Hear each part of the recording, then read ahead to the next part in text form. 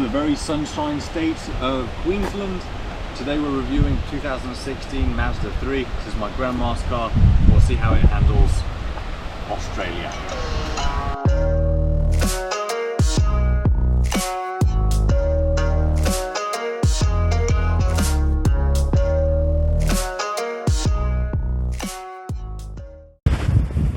This is an economy car that we see everywhere in Australia. I don't think I've ever seen as many Mazda 3s as I have seen during my 2-week stay here in Australia. So I thought it might be, you know, the promised car. Why is there so many on the roads? Maybe it's because it's such a good car that everybody needs one. Ends up, you'll see in the next couple of minutes to come, it's not as fantastic as I thought it would be. But overall, it's my grandma's car. And is it a suitable car for my grandma? That's very important because she's 82 years old now. And at 82 years old, you want a car that suits your needs perfectly. First of all, let's talk about the fact that it's right-hand drive. Because in Australia, they drive on the right side of the road. It's weird, and I was not used to it, so that might play within my, opinion about this car. But that's that. I don't think I'd want to be in this car for a very long period of time. For many reasons, actually. There's a lot of road noise. And I suspect the problem comes from the tyres. I actually haven't looked at what we're dealing with here, but they are probably relatively old. Let me just check, give me 1 second. 2018. What year are we in? 2023. Well. But yeah, on the road, highway speeds, I think we'll have a video, we'll show it right now. I don't know if you guys can hear this, but we are currently at 100 kilometers an hour on the freeway in Brisbane, or close to Brisbane, and the road noise is pretty terrible. Not very comfortable, but probably linked to the tires and not necessarily the car. Although sound insulation is something that car manufacturers do cut corners on because it, costs a lot of money, and frankly, you're buying a cheap car or a not very expensive car, so if you don't have a lot of sound insulation, it's not that much of a problem. The back seats are supposed to be a 5-seater. It's more like a 4.5-seater because you can't fit a full-sized human being here. I'm 6'2", and it's actually the first time I go in the back seats. If another 6'2" person is in front of me, I clearly don't have all of the space I'd like. My knees are touching. As far as head clearance is concerned, I don't know if you can see this, but I have about a fist of space between me and the roof. There's a bit of some small bolsters on both sides, so it kind of holds me in. That's kind of nice. So overall, I mean, I wasn't expecting a Rolls-Royce Phantom kind of luxury, so there's that, but it could be better. Although the back seat space is so small, because what Mazda did is give us a massive trunk. This is my granny's walker, very high quality stuff as well. This is carbon fiber. The point is, you can fit a walker and much more in there. It's a very, very big trunk, which probably is the reason why there isn't as much space in the back seats as one necessarily would want. You probably fit in it. Can I fit in it? Yeah. Good night. No. There you go. Proof is I can fit in the back of a Mazda 3. Style-wise, resembles the version prior to this one, and the version after this one is kind of the same, except it's a lot more streamlined. I prefer the generation that came after this, the newer version. It's just very average. So that's that. We should probably go to driving and see how it feels on the road. Bang!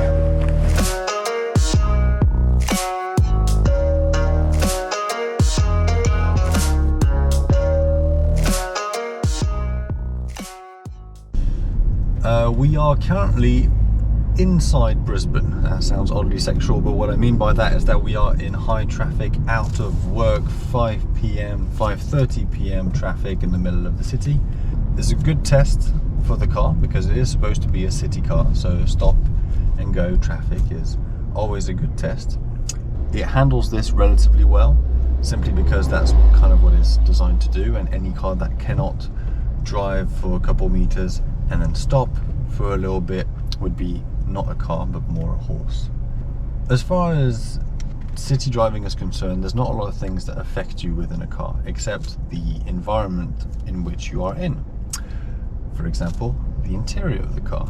And right now, it's not too bad. I mean, the seats are relatively comfortable in this car. I'm not in a bad seating position. They are probably suited for people who might be a little bit on the wider side than me, especially towards the leg area. But my wife, who's sitting right next to me, she's the camera woman, is more on the slimmer side, and for her it's a bit too wide. But I don't find them too bad. That's the good part, because the rest of the interior, the more I spend time in it, the more I'm not enjoying it, I think. I have a big problem with the armrests. I feel like they're not positioned as they should be. When I'm in my driving position here, my elbow is in a very weird, very narrow area of the armrest. It's not very comfortable. So is my other elbow on my left arm. There's this teeny weeny baby plastic thing here from the armrest that sticks out. It's not a very comfortable position to be in. And if I try to put my arm on the armrest like this, well, the armrest on this window ledge, it's just too high as well. So either way, I'm not in a very comfortable position as far as my arms are concerned. I think that maybe if I was shorter and I'd have to be a little bit closer to the steering wheel, that might help for the armrest on the right hand side, but then I just wouldn't have an armrest on the left hand side. I'm not entirely sure what the design concept was here, but it definitely does not suit someone who's 6'2". Besides that, in this kind of environment, there is also something that affects you quite a bit called the I-stop. That's just a fancy name Mazda gave to their start and stop system. It was incredibly counterintuitive to understand at first. I think we have understood what it does and how it works now.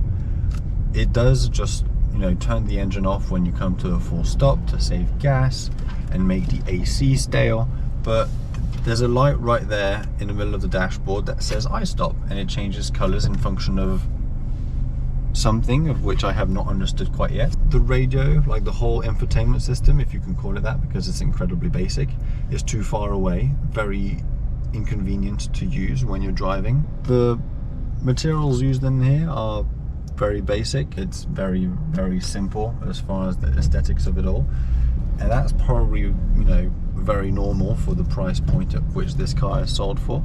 But the last thing, talking about price points, that I would like to express on is the switches for the windows. Back in the day, automatic windows were an option, but now price difference between putting an automatic switch and a non-automatic switch on the window can't be significant. It's just not possible. So why in the hell do I only have one automatic window for the driver's side and all three others are not automatic? That is a little pet peeve of mine maybe, but it irritates me. So here we are. Right, we're a little bit more at speed. It gives us a little bit of a chance to see how the car feels at higher speed. When you start braking, when you turn, a lot of the weight transfers to the front end of the car. I suspect that if you drive it hard, it probably will understeer. As far as like the driving feel is concerned, the steering is incredibly numb and unprecise, and it's kind of heavy. It also does this thing where I know there's a technical term for this, but I've forgotten it. The steering doesn't go back to dead center all by itself. When you turn, you can't just let go of the steering wheel and it will go naturally to dead center. It will go back to straight-ish, but then you will have to rectify it so that you're going straight. It's an economy car. The steering was bound to be this way. I'm not really surprised, to be honest. It's just a little bit worse than I thought it would be. The only thing about the driving feel that I actually appreciate about this car is the brakes.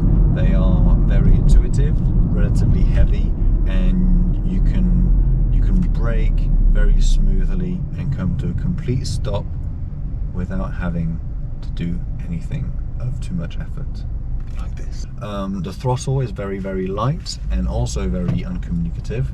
It has, I think, we didn't look this up, a 4-cylinder turbo. We'll have to look this up, and if I'm wrong, it'll be written somewhere here. But it is not very powerful, and it has either turbo lag or just a very fuel efficient cam, because nothing happens until about 2,500 RPM, and then at that point a little bit more of something happens, but nothing incredible either. That very boring engine is connected to a 6-speed automatic transmission in this car. It's a transmission that has no idea what it's doing, and it's not very smooth. It is alright at best, especially for today's standards. It shifts in a very fast manner, not aggressive, I don't want to use that word, but very fast manner, but without the smoothness. So you'll come towards a hill and the engine will start having some issues trying to keep you at that speed, but it will wait too long to downshift, and then suddenly boom, it'll downshift and throw you from 1,100 RPM up to 2,500. Like, it's just badly calibrated, and I'm assuming that it's, you know, calibrated that way for fuel economy. It's just disappointing, really. I've had cars that dated from, you know, my old Mercedes 190 was from 1990, and I had a 300 SL Mercedes from 1988, and the 4-speed transmission in these cars were better. So, you know, Mazda, get a grip.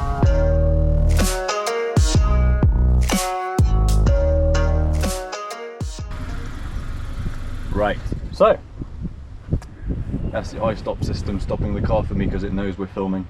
It's an alright car. Granny, if you're watching this, which I know you are, not the car I would have recommended for you. You said you wanted me to be honest, so here I am being honest. But it's not a terrible car. I just don't like the iStop system and the steering and the transmission and the engine. And okay, it's not a very good car. Why are so many Australians buying this car? I shall never know. But I think it's probably a case of everybody's doing it syndrome. Don't. Buy yourself a Toyota or a Seat Ibiza. Bye.